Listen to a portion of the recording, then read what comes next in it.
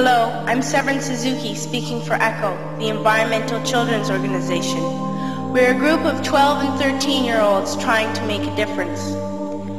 Vanessa Seti, Morgan Geisler, Michelle Quigg, and me. We've raised all the money to come here ourselves, to come 5,000 miles to tell you adults you must change your ways. Coming up here today, I have no hidden agenda. I am fighting for my future. Losing my future is not like losing an election or a few points on the stock market. I am here to speak for all generations to come. I am here to speak on behalf of the starving children around the world whose cries go unheard. I am here to speak for the countless animals dying across this planet because they have nowhere left to go.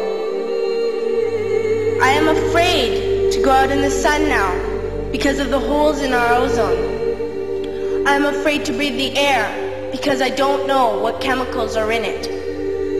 I used to go fishing in Vancouver, my home, with my dad, until just a few years ago we found the fish full of cancers.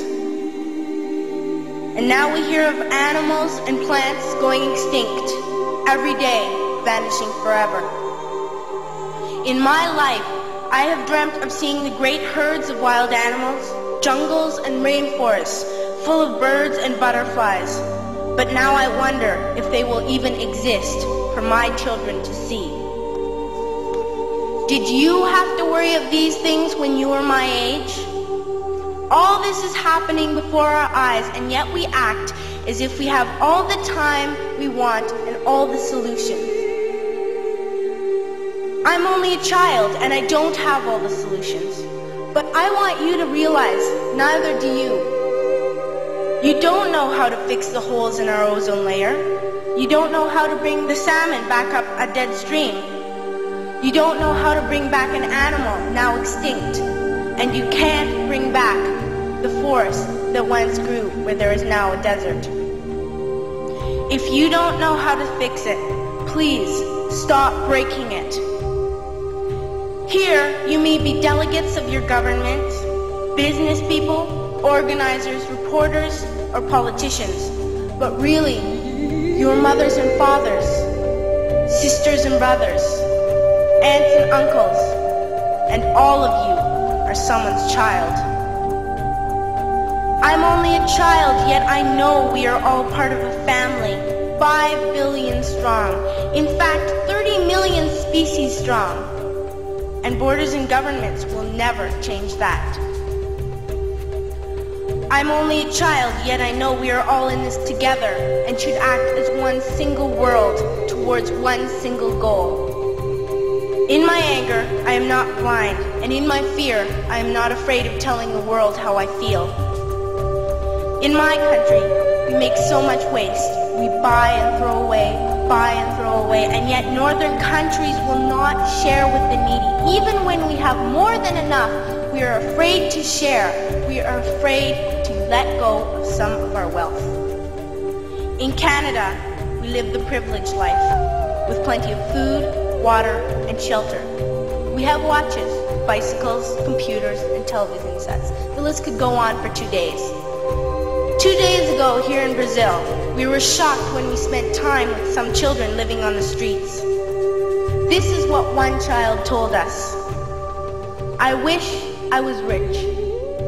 And if I were, I would give all the street children food, clothes, medicines, shelter, and love and affection.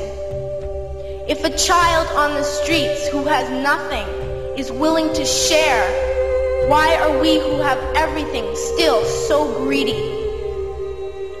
I can't stop thinking that these are children my own age, that it makes a tremendous difference where you are born. That I could be one of those children living in the favelas of Rio. I could be a child starving in Somalia, or a victim of war in the Middle East, or a beggar in India. I am only a child, yet I know if all the money spent on war was spent on finding environmental answers, ending poverty, and finding treaties, what a wonderful place this earth would be. At school, even in kindergarten, you teach us how to behave in the world. You teach us not to fight with others, to work things out, to respect others, to clean up our mess, not to hurt other creatures, to share, not be greedy. Then why do you go out and do the things you tell us not to do?